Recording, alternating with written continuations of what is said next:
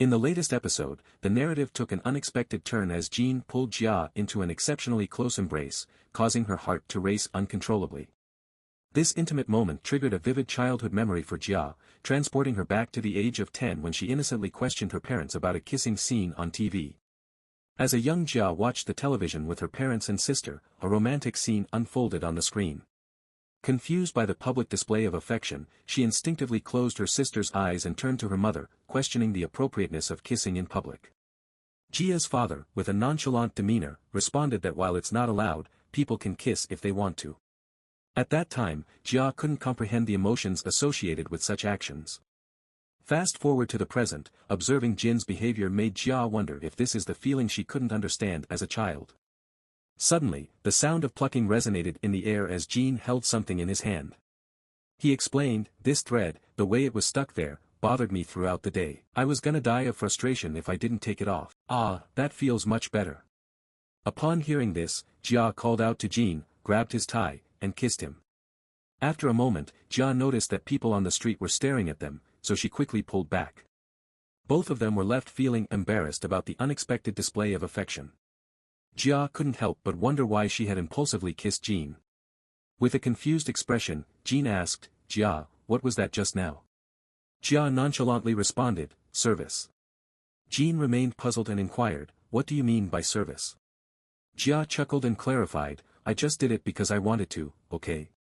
She smiled, looked back at Jin, and continued, "Don't you know service is always up to the person offering it?" After some time, Jia found herself in the bathroom, reflecting on the seemingly nonsensical explanation she gave to Jin about the service she provided. Frustration overwhelmed her as she struggled to make sense of her own actions. Meanwhile, Jin, in the men's bathroom, shared similar bewilderment, unable to decipher the significance of the impromptu kiss. Jia was left grappling with the confusion surrounding why she kissed Jia and Mincheol. Was it a reaction to the almost kiss from Jin, or was it a manifestation of her emotions? Recalling the advice she once gave to Choy about not dwelling on someone who lacks interest, Jia found it challenging to apply this logic to her relationship with Jin. There was an undeniable connection between them, unintentional closeness, Jin consistently taking a stand for Jia, that left her flustered and blushing. As Jia looked into the mirror, attempting to regain composure with a fake smile, Jin, in the men's bathroom, shared a similar state of confusion. Both questioned the nature of their connection and what was pulling them irresistibly toward each other. The complexity of their relationship left them grappling with emotions they couldn't easily articulate or comprehend, adding a layer of intrigue to their evolving story. The dawn of the new day brought with it a continuation of the emotional whirlwind that had gripped Jia the night before. The realization that she had not only married Jia and Mincheol but also shared an intimate moment with him left her introspective and wrestling with the question of whether her sentiments were genuine. As Jia opened her bedroom door, she was met with the sight of Jin, a vision of handsomeness that momentarily triggered a blush. However, the charm was swiftly dispelled when Jin adorned his glasses, returning Jia to her more composed self. Amidst the mundane act of eating breakfast, Jia found herself immersed in self-inquiry. She recalled stumbling upon an unusual piece of advice, something about gauging affection based on how one's romantic interest consumed their food. According to this whimsical notion, the enjoyment of watching someone eat could be a sign of genuine affection. Yet, Jia's attempt to apply this quirky principle to Jin was thwarted by the contemplation of him possibly drinking his food instead of eating it. In an effort to quell the rising anxiety, Jia reminded herself that judging Jin based on such trivial matters was unwarranted, especially considering the shared moment they had experienced the night before. Nevertheless, frustration and confusion permeated her thoughts, culminating in an impulsive act of banging her head on the table. Jin, concerned about Jia's sudden distress, approached her with genuine worry. In an attempt to deflect and conceal her internal turmoil, Jia offered a flimsy excuse about a mosquito on the table. However, the facade crumbled as Jin persisted, and she found herself explaining the peculiar advice she had stumbled upon. This led her to speculate whether the previous night's kiss was a fleeting consequence of alcohol consumption, invoking the suspension bridge effect, an idea that heightened attraction in anxious situations. Every day living with Jin became an extended period of anxiety for Jia. She convinced herself that the impulsive kiss was just a momentary emotion, a result of her misunderstanding. However, the feeling of embarrassment lingered, refusing to be easily dismissed. As Jia lay on the table lost in her thoughts, Jin approached her and asked, "Jia, are you ill?" Startled, Jia looked at him and exclaimed, why on earth are you so damn close to me? Jin, unfazed, casually replied, you weren't replying when I called you, so I got worried. Jia insisted, I am absolutely fine, nothing's wrong. Despite her reassurance, Jin returned to his seat and remarked, Jia, yesterday night we. Before he could finish, Jia abruptly stood up, declaring, now that you're done with your meal, Mincheol, you better get to work. Jin attempted to stop her for a conversation, but Jia retreated into her room and slammed the door shut, leaving Jin bewildered. At the office, Choy couldn't help but notice something amusing. He chuckled and said, you must have had a busy morning, sir. Your socks are mismatched. Jin, going to get some coffee, discovered a coffee wrapper in his hand and realized he had mistakenly thrown the actual coffee packet in the dustbin. Confused, he wondered why these things were happening to him. In the midst of the chaos, he ended up drinking just hot water, which he definitely didn't enjoy. After wiping his mouth, he recalled the incident from the previous night with Jia. The words she said about the service crap weighed on his mind. Jin found himself annoyed with his actions and began questioning what he should do next in light of the unexpected turn of events. Jia and Jin arrived at the gym in the evening, greeted by the anticipation of a workout. Jin, looking at Jia with enthusiasm, said, good luck for today, Jia. Jia responded with a smile, returning the wish, good luck to you too. It was an incident that occurred approximately 20 hours ago, an accident that could be labeled as premeditated due to Jia having both a goal and a reason, albeit too embarrassing for her to dwell on. Jia found herself having peculiar dreams about that incident, a reflection of the impact it had on her subconscious. However, Jin seemed unfazed, showing no signs of being affected by it. Suddenly, Jin approached Jia, whispering in her ear, Jia. Startled by the sudden whisper, Jia exclaimed, oh my god, you came out of nowhere, that scared the hell out of me. Jin apologized, explaining, sorry, you weren't responding. Have you finished your warm-up? Do you want to start then? Confused, Jia asked, start what? Jin smiled and teased, what do you think? His grin widened as he continued, bench presses, of course.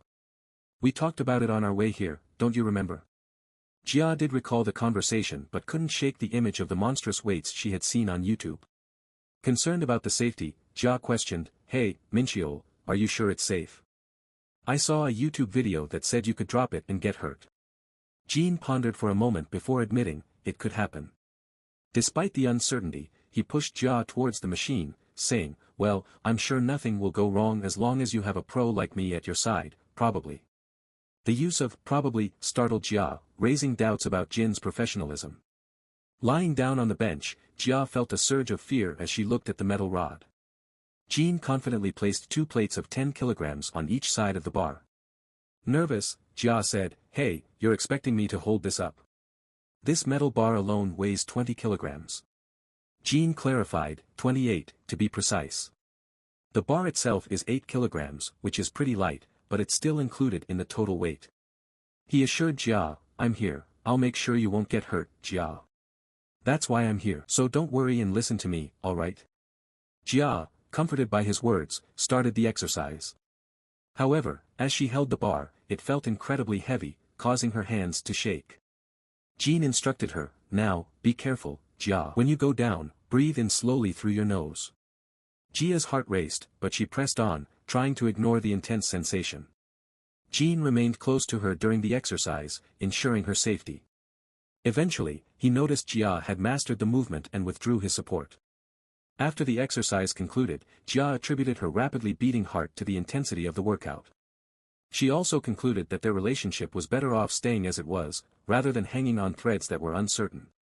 Removing her jacket and tossing it aside, Jia was surprised when Jin noticed and placed it on her shoulders once again.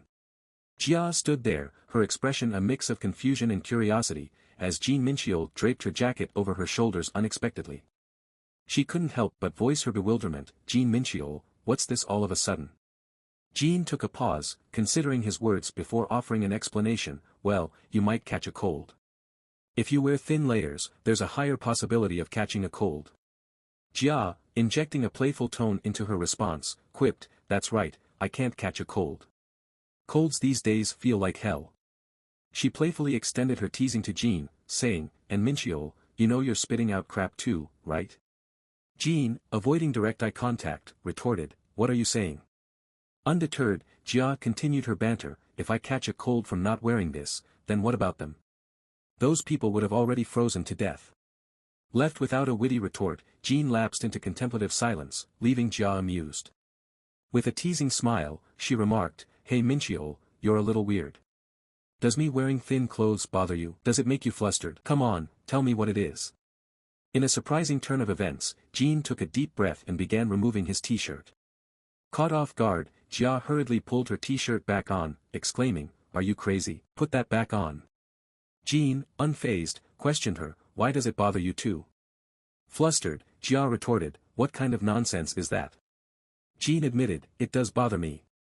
I don't know about you, but it bothers me, extending his hand towards the bewildered Jia and adjusting her jacket. Casually, he suggested, Let's go.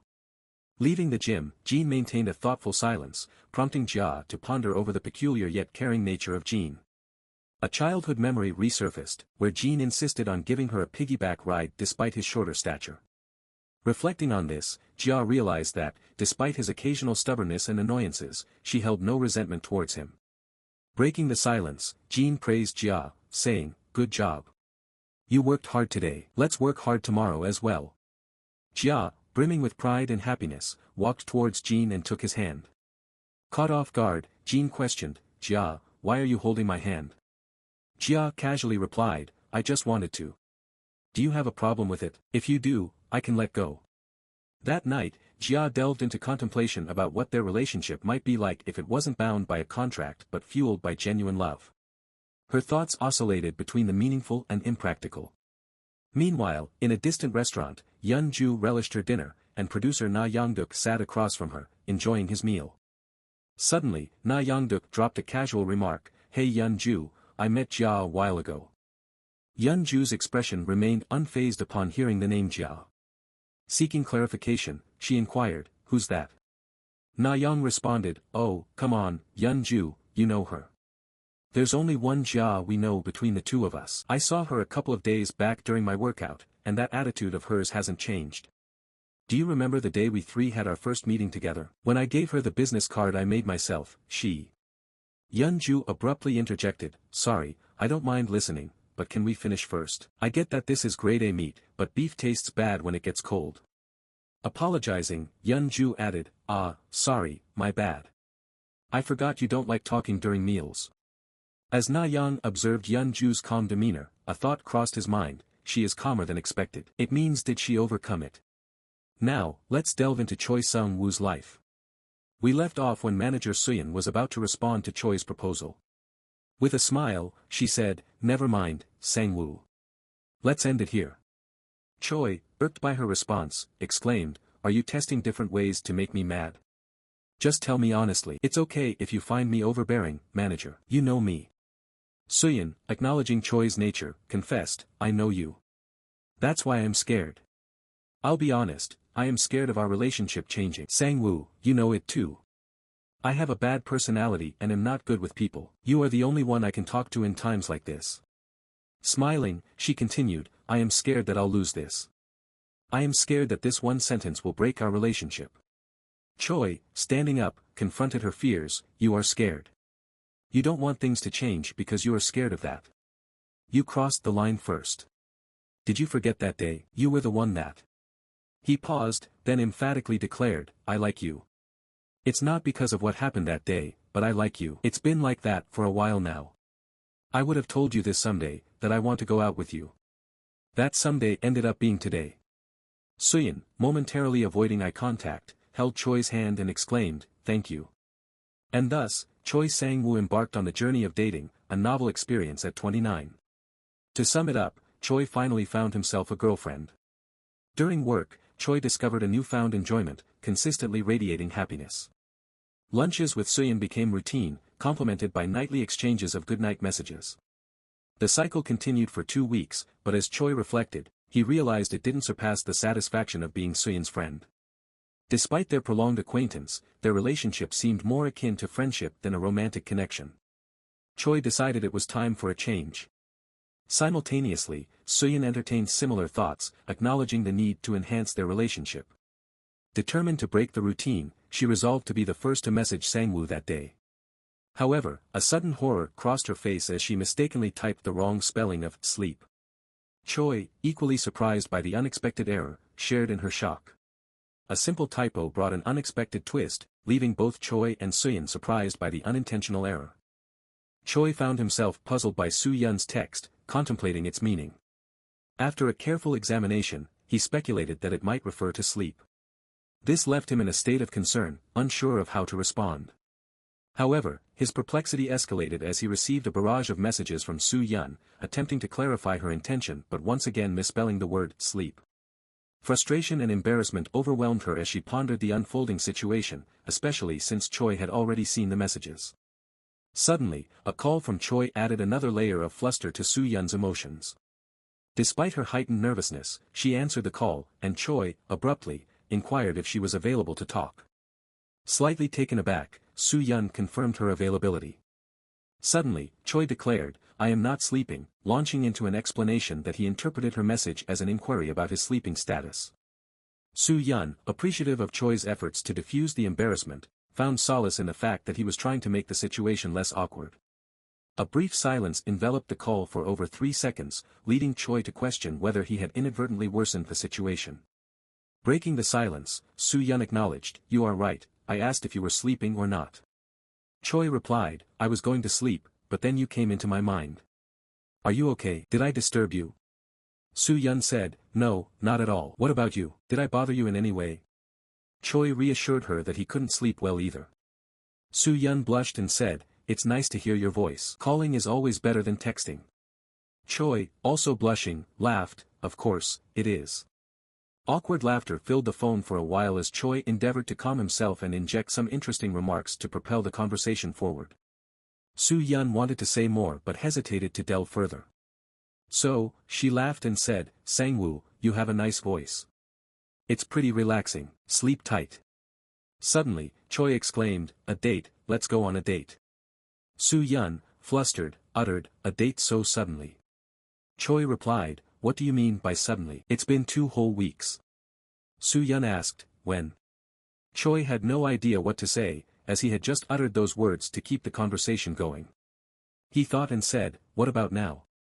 Soo-yeon was surprised and said, "What do you mean by now? Do you even know what time it is?" Choy said, "Does that matter? Now, if it's you, it doesn't matter when. I miss you. How about you? Would you come out if I visit?" Soo-yeon, annoyed with his request, shouted, "You do realize that it's impolite to visit out of nowhere, right?" Choy laughed and said, "Of course, ha ha ha." And that's how they ended up finding a day for their date. On the date, when Sang-woo saw Soo-yeon, he felt like he got hit by a truck. Soo-yeon came there in an outfit covering her whole body, behaving like she is some kind of actress hiding her face. Seeing Choy's expression, Soo-yeon explained, "I was worried about meeting someone we knew here." She asked him, "Is it too much?" Choy, to keep her happy, said, "No, it's great. You look like a celebrity, but it's the weekend. It might be quite uncomfortable for you." While walking into the theater, Choy said, "There's a really low chance that we would end up meeting someone we know." Suddenly, Choy's expression changed. He saw someone in front of him. It was Han Jia, who was seated in front of them. That was the most awkward moment for the 3 of them.